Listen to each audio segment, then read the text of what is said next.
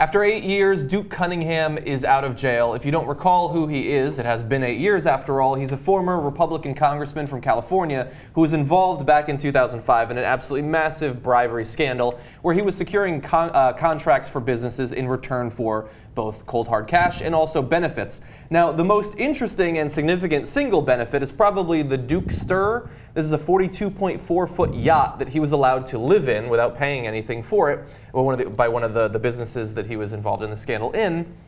And when the investigation was going on, before he was actually taken down, they wanted to find out more about this. So the FBI did ransack the boat, but at some point it disappeared, and we're now finding out what actually happened to it.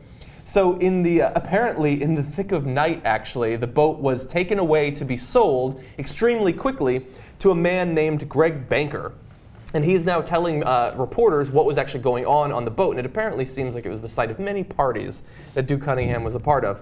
So the quote from Greg Banker, he says, "We got on the boat," talking about when he first bought it, "and we started going through stuff. There was bottles of wine that were incredible, like nice wines, and all kinds of, it was just a party boat. You could tell it was a flop pad, if you will. From what was left behind, somebody was having an awful lot of fun on this boat."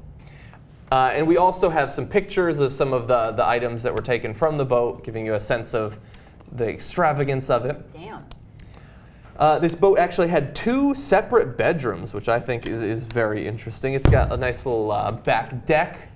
You can see some of the memorabilia of Duke Cunningham. Now, he did spend his 8 years in prison. He got 1 year off for good behavior. I'm sure he was very well behaved while he's in there. And yeah, that was his. Those were his digs back in the day. All right, so a couple of things that I enjoy about this. First of all, I like that they wasted this nice boat in Baltimore Harbor. like, oh, I got a great yacht. Oh yeah, where is it, man? Let's go. It's in Baltimore. Yeah, you know what? I'm gonna go ahead and pass. It's on the Hudson. Yeah. That apparently is a key to a hotel room, which God knows what happens in that hotel room. And Duke Cunningham. And this banker guy would assiduously not state the scandalous things that he found on the boat. He's like, there's things I can't tell you about.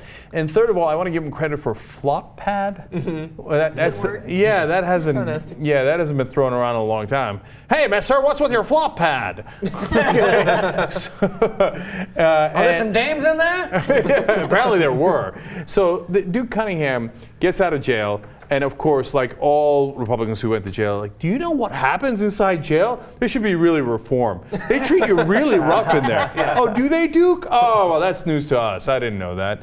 And he's also the guy that, if you remember, right before he went to jail, it's my favorite story of all time, had a press conference where he was sobbing, like, oh, I can't believe what happened to me. But luckily, he found Jesus Christ right before he went to jail, right? Good. But right before he found Jesus and before he gave that press conference, he had taken a laundry bag full of cash and literally thrown it out the window of the car as he was driving by onto his lawn, where his wife was staying. Because he was staying somewhere else, it's his house, and he throws it at his wife, and then drives to the press conference. Oh, Jesus, the baby, Jesus. Apparently Jesus is hiding in the bushes outside prison because they always find him right before they go in. There he is. Your impersonation was good, but we actually have that press conference. Oh, yeah, go. The truth is I broke the law, concealed my conduct, and disgraced my office. I know that I will forfeit my freedom, my reputation, my worldly possessions, most importantly, the Dukester. The trust. I actually feel bad for him. Some time ago, I asked lawyers to inform U.S. Attorney Carol Lamb that I would plead guilty and begin serving a prison term. Today is a culmination of that process. I will continue to cooperate with the government's ongoing investigation to the best of my ability. I'm so sorry I got caught. During that, his elbow, I mean, his shoulder hurts from throwing the bag of money. He's like, Yeah. God, Okay. right up here. So there's so many awesome things about that. When he said the thing I will miss the most, I was like, for sure he was going to say the Dukester, the yacht, right? Like my flop pad with all my bitches in it. Okay. And then he says trust. Of all things, he says trust. As Lee pointed out, he's still sore. The shoulder's sore. Like he just threw the bag of money just like a couple of minutes ago.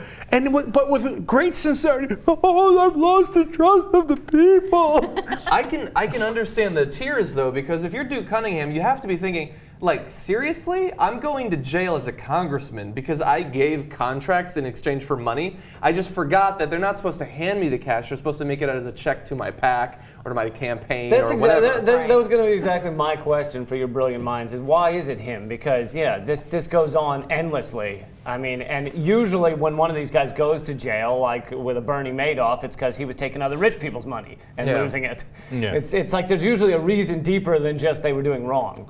Yeah, and to be fair to the government here, they did a pretty good job. I mean, that was 2005 during the Bush years. He served the longest amount of time that any congressman has ever served in jail. So they got him, right? I think that they like to make examples out of people who are stupid enough to take illegal bribes. Right. Because the legalized bribery is so rampant that all you got to do is, like, as you guys said, give it to my PAC. And by the way, your PAC can take you on a trip to Scotland, golfing, can give you, maybe even a yacht. It depends, right? But this guy, he's so greedy and thought, there's no rules. Nobody's enforcing anything. Just give me the money directly. Not the PAC and not the contributions. And I'm not going to wait till I retire and you give me a couple of $1 million. I want the flop pad now. Yeah. And so it allowed the government to say, see, that's the bad apple. Like him and the Democrat that had the 90,000 in the freezer, right? Right. So that's the real problem. Look away from the giant billions of dollars of legalized bribery we do.